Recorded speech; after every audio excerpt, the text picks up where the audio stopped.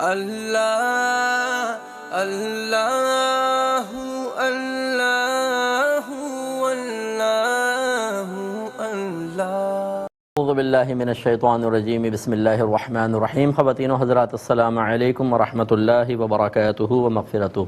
Programme احکام شریعت اور فقہ حنفی سے متعلقہ مسائل کے ساتھ آپ کی خدمت میں حاضری کا شرف حاصل ہے۔ بیوی نے اپنے شوہر سے کہا کہ شادی کے بعد سب سے زیادہ حق بیوی کا ہوتا ہے، ماں کا حق پیچھے چلا جاتا ہے، اور اس نے کوئی حدیث بھی بیٹے کو دکھائی تو اس نے آ کے ماں کو بتایا کہ میں نے حدیث دیکھ لی ہے، آپ کا حق کم ہے، بیوی کا حق زیادہ ہے، کیا یہ بات صحیح ہے؟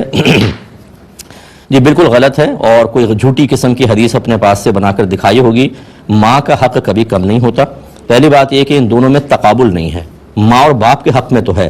جب پوچھا گیا کہ مجھ پر سب سے زیادہ حق کس کا ہے تو رحمت کونین صلی اللہ علیہ وسلم نے فرمایا تمہاری والدہ کا۔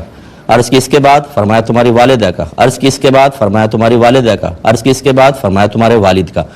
گویا کہ ماں اور باپ کے حق میں سرکار نے تقابل بیان فرمایا، ماں کا حق باپ سے 3 گنا زیادہ رکھا۔ لیکن بیوی اور ماں کے حق میں کوئی تقابل نہیں ہے کہ کس کا کم کس کا زیادہ۔ بیوی کے اپنے حقوق ہیں، ماں کے اپنے حقوق ہیں۔ اگر آپ یہ کہیں کہ حق کس کا بڑھ کر ہے، تعظیم کس کی زیادہ ہے، کہ مثال کے طور پہ اگر ماں پانی مانگتی ہے، بیوی بھی پانی مانگتی ہے، یا آپ تنخواہ تقسیم کرنا چاہتے ہیں ماں میں بیوی میں، تو کس کو زیادہ دیں؟ تو ماں کو۔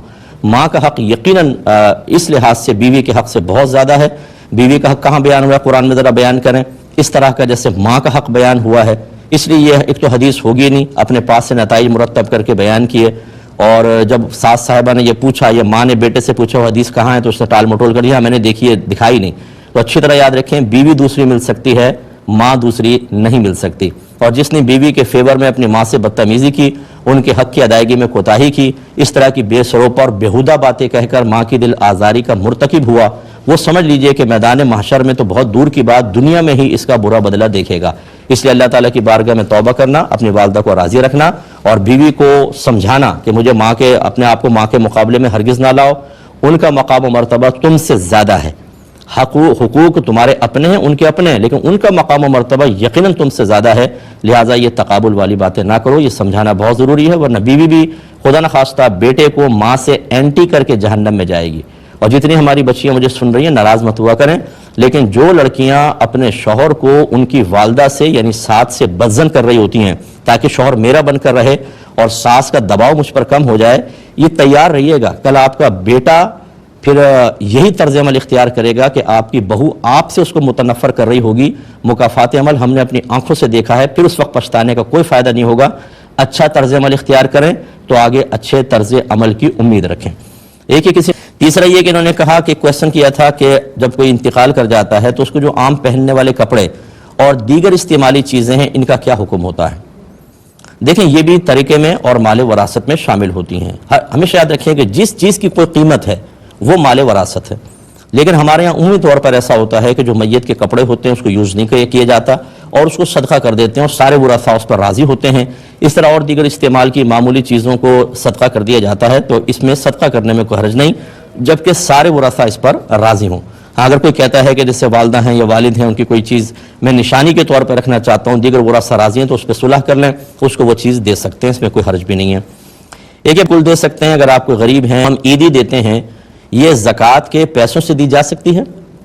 جی بالکل دے سکتے ہیں۔ اگر آپ کوئی غریب ہیں بھائی بہن، ان کو آپ عیدی کہہ کر دے سکتے ہیں، لیکن نیت زکوٰۃ کی ہونی چاہیے، لیکن دل میں نیت زکوٰۃ کی ہو، عیدی کہہ کر گفٹ کہہ کر تحفہ دے کر آپ بالکل دے سکتے ہیں، کیونکہ بعض اوقات ہم زکوٰۃ کسی کو دیں تو اس کی دل آزاری ہوتی ہے۔ اچھا، ایک تو یہ صورتحال ہے کہ آپ نام بدل لیں، یہ ایک ہوتا ہے کہ آپ کو عیدی دینی ہے، آپ نے کہا زکوٰۃ بھی ادا ہو جائے، عیدی بھی ادا ہو جائے، یعنی عزت نفس کا کوئی مسئلہ نہیں ہے، یہ ایک الگ مسئلہ بن جاتا ہے۔ یاد رکھیں کہ زکوٰۃ کی صحیح ادائیگی کی شرط یہ ہے کہ انسان تمام ذاتی مفادات اس سے جدا کر لے۔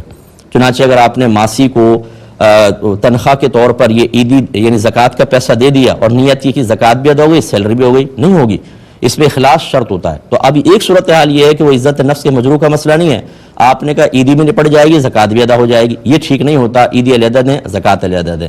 ہاں، اب اگر یہ ایسی صورتحال ہے کہ عیدی تو آپ نے دینی ہے، مثلا 100 روپے دینی ہے، لیکن غریب ہیں، آپ چاہتے ہیں 1000 دے دوں 900 زکوٰۃ کے اندر نیت کر لوں، یہ ایک الگ چیز ہوتی ہے. اس میں آپ عیدی کہہ کر ہی پورا 1000 دے سکتے ہیں کیونکہ اب عزت نفس مجروح ہونے کا اندیشہ ہے. لیکن یہ دو مفادات حاصل کرنا کہ زکوٰۃ بھی ادا ہو جائے اور عیدی بھی نپٹ جائے اور کوئی عزت نفس کا مسئلہ نہیں، پھر یہ ٹھیک نہیں ہوگا، پھر اس میں احتیاط کیا جائے.